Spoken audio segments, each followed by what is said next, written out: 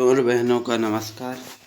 मैं धर्मेंद्र सिंह आज आपको राजनीति लोकतंत्र के अंतर्गत चौथे अध्याय की चर्चा करेंगे, जाति धर्म और लैंगिक मसले। तो आप लोग ज़्यादा से ज़्यादा इस चैनल को शेयर करें, सब्सक्राइब करें और नोटिफिकेशन दबाना ना भूलें, जिससे कि आगामी वीडियो की नोटिफिकेशन आपको मिलती रहे।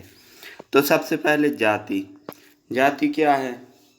तो जाति वे हैं जो लोगों को विभिन्न प्रकार के वर्गों में बांटना, यही जातियां हैं। जैसे भारत में है तो भारत में हर धर्म में, जैसे हिंदू धर्म है तो इसमें कई प्रकार की जातियां हैं, जैसे ब्राह्मण, क्षत्रिय, वैश्य, शूद्र। जैसे मुस्लिम है, इनमें भी जातियां हैं, जैसे पठान हैं और विभिन्न प्रकार की जातियां हैं।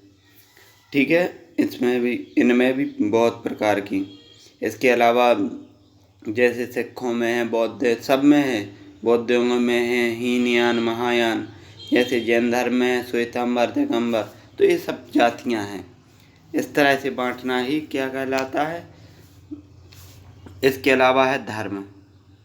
तो धर्म भी अलग अलग हैं, जैसे ब्राह्मण, हिंदुओं का धर्म वैष्णव धर्म है, मुसलमानों को मुस्लिम धर्म, जैनियों का जैन धर्म, बौद्ध धर्म और विभिन्न प्रकार के।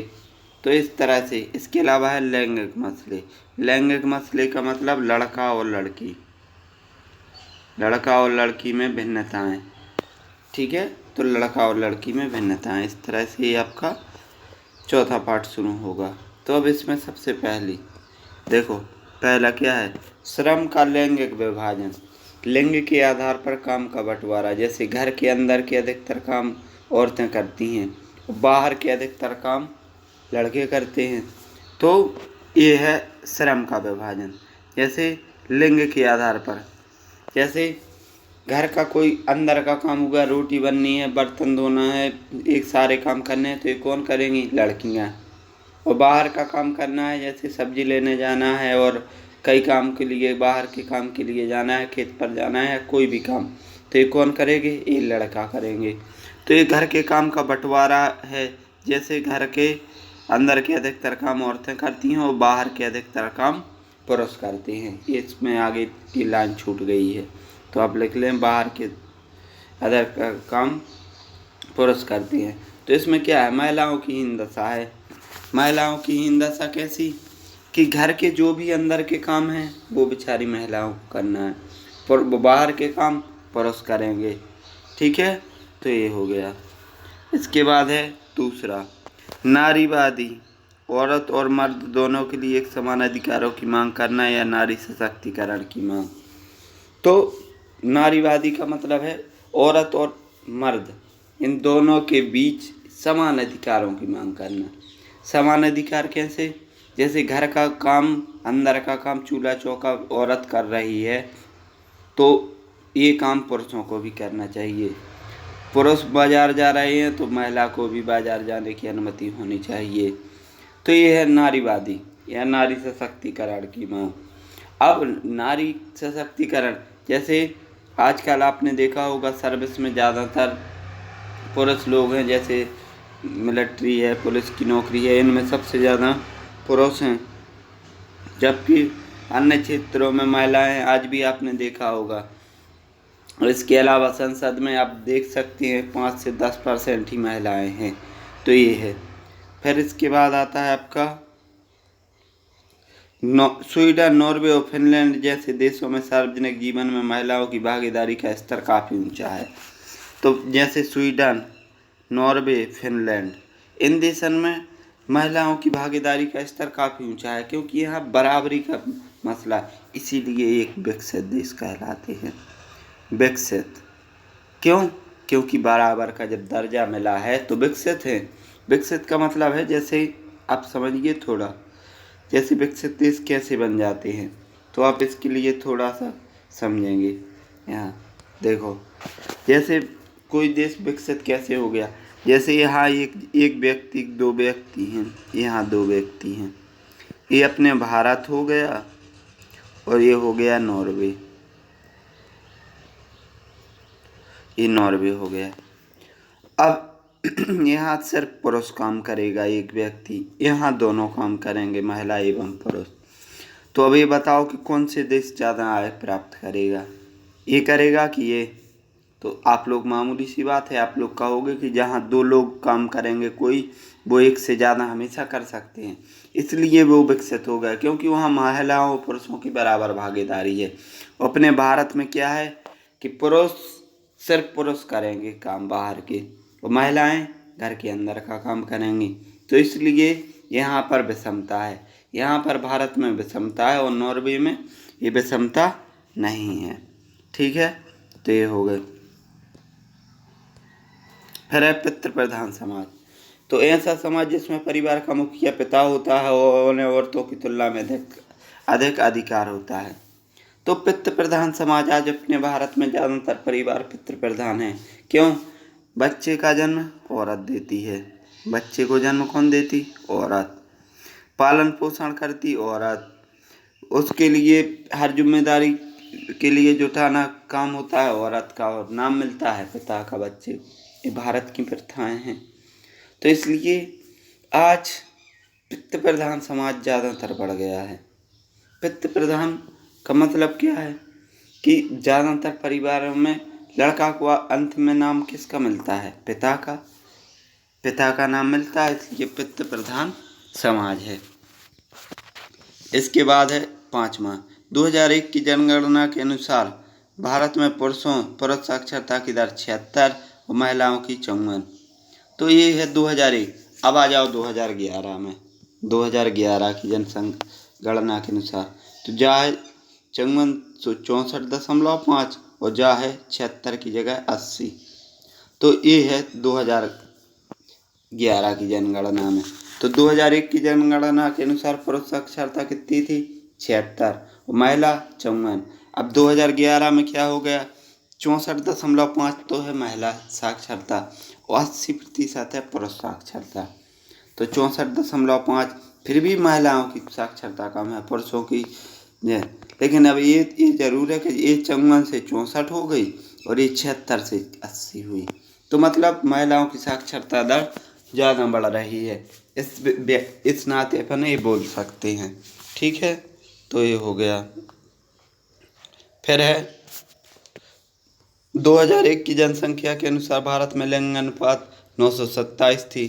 तो इसके बारे में भी देख लो।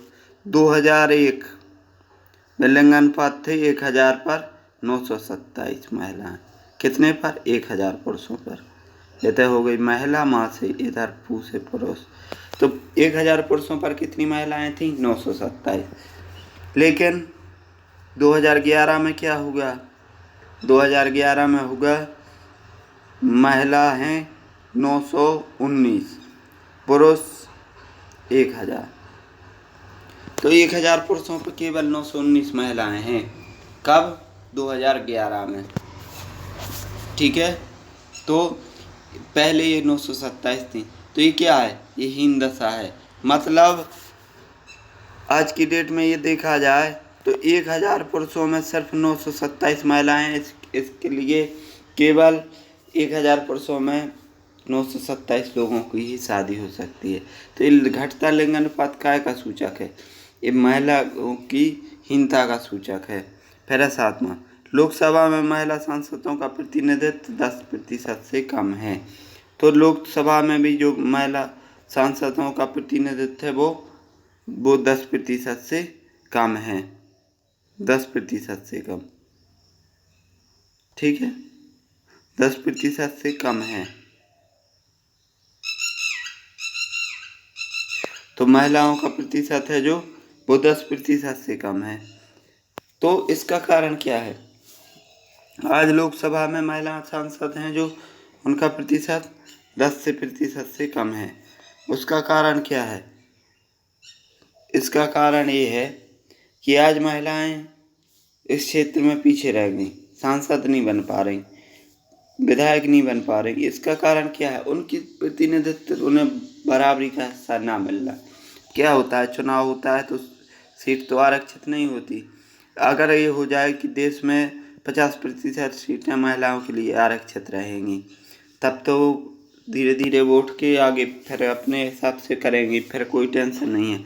लेकिन आज क्या है, अगर सीट महिला है तब तो महिला बेचारी चुनाव लड़ सकती है, और अगर महिला सीट नहीं है तो पुरुष ही चुनाव लड़ते हैं। ठीक है। जबकि राज्य विधानसभाओं में उनका प्रतिनिधित्व 5% से कम है। भारत के ग्रामीण शहरी स्थानीय निकायों में महिलाओं की संख्या 10 लाख से ज़्यादा है। तो स्थानीय निकायों में 10 लाख से। फिर है अगला 9वां, पारिवारिक कानून। विवाह, तलाक, गोद लेना और उत्तराधिकार जैसे परिवार से जुड़े मामलों से संबंधित कानून। तो ये क्या है, पारिवारिक कानून। विवाह होती है तो महिला को बेचारी को हीन समझा जाता है। तलाक होता है तो महिला की जिम्मेदारी मान ली जाती है। गोद लेना है किसी को, उत्तराधिकार जैसे परिवार से जुड़े मसलों से संबंधित कानून है। तो विवाह करना है, तलाक लेना है, गोद लेना है, उत्तराधिकार जैसे ये सारे काम आ जाएंगे। इसके बाद आती है सांप्रदायिकता। तो सांप्रदायिकता किसे कहते हैं, जब किसी धर्म के मानने वाले लोग अपने धर्म को दूसरों के धर्म से श्रेष्ठ समझने लगे। तो क्या है सांप्रदायिकता, जब जैसे एक धर्म है, इसको मानने वाले लोगों की संख्या है 2 और एक धर्म है, इसके मानने वाले लोग हैं 1, इसके कई लोग हैं और इसके लोग कम हैं। तो जब ये अपने धर्म के प्रचार के लिए इनको सताने लगे तो उसे बोलते हैं सांप्रदायिकता। सांप्रदायिकता का मतलब होता है जब किसी एक धर्म के मानने वाले लोग खुद से कम दूसरे धर्म के मानने वाले लोगों पर अपना अधिकार जमाने लगे तो उसे बोलते हैं सांप्रदायिकता। फिर इसके बाद आता है धर्मनिरपेक्षता।